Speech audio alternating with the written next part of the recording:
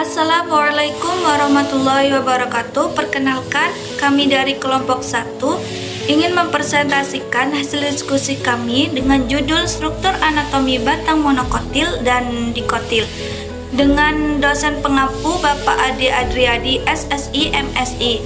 Dengan pemateri pertama saya sendiri Azat Rohma, pemateri kedua Argia Rizky Rizkullah, pemateri ketiga Elsa Nova Agustis, dan pemateri keempat Syarani Effendi.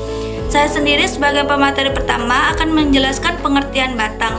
Batang adalah organ yang terdiri dari sistem nodus yang berselang-seling, di mana titik tempat daun tersebut melekat, internodus dan segmen batang di antara nodus-nodus. Adapun fungsi dari batang, yang pertama sebagai penopang yang membuat tanaman tersebut tegak.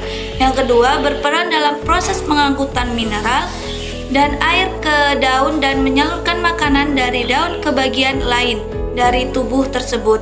Yang ketiga, sebagai penyimpan cadangan makanan. Yang keempat, sebagai alat perkembangbiakan vegetatif. Pemateri kedua selanjutnya akan dibacakan oleh Argia Rizky Rizkullah. Struktur batang monokotil. Struktur batang monokotil terdiri dari epidermis dan jaringan dasar, yaitu satu epidermis. Epidermis terdiri dari satu lapis sel dengan kutikula yang tebal. Kadang-kadang terlihat beberapa stomata. Hipodermis merupakan zona yang sempit, terdiri dari serabut sclerenchyme, umumnya 2-3 lapis.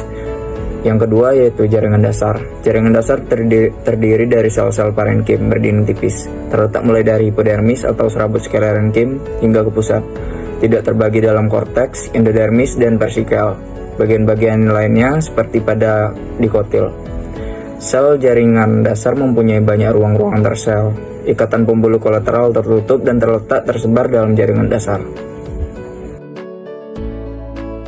Struktur tanaman dikotil tersusun dari epidermis, korteks, stele, empulur, xilem, dan floem.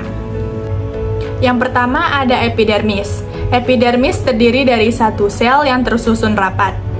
Lapisan gabus yang ada pada saat epidermis mengalami pembelahan disebut lentisel. Lentisel berfungsi untuk pertukaran gas dan penguapan. Epidermis juga membentuk rambut halus atau trikoma yang membantu untuk mengeluarkan sekret. Yang kedua ada korteks, berupa jaringan parenchyme yang berfungsi untuk menyimpan cadangan makanan. Jaringan lain dari korteks adalah jaringan penguat tumbuhan yang berfungsi untuk menopang tubuh tumbuhan.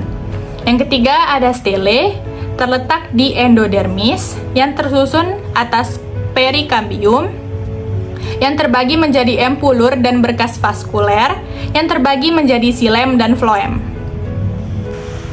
Yang keempat ada kambium. Kambium terbagi menjadi dua, yaitu kambium pembuluh dan kambium gabus. Kambium pembuluh adalah pembatas bagian kulit kayu. Jaringan kambium ke dalam membentuk xilem dan yang keluar akan membentuk floem. Kambium pembuluh dibagi menjadi dua, yaitu kambium intravasikuler, yaitu kambium yang berada di antara xilem dan floem, dan kambium intervasikuler, yaitu kambium yang berada di antara dua berkas pengangkut. Lalu kambium gabus berfungsi untuk menghasilkan jaringan gabus dan terletak di batang dan akar yang sudah tua. Yang kelima ada empulur, yaitu hasil aktivitas kambium yang membentuk lingkaran dan dipengaruhi oleh kadar air. Yang keenam ada xilem, terdiri dari susunan sel-sel mati.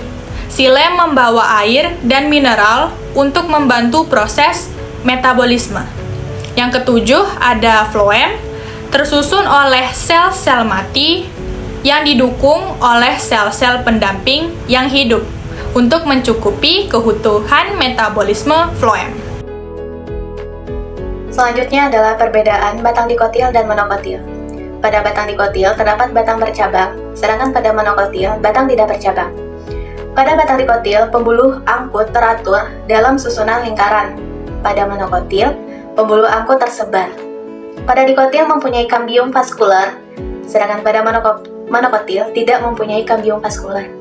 Pada dikotil, jari-jari empulur berupa deretan parenkim di antara berkas pengangkut, sedangkan monokotil tidak memiliki jari-jari empulur.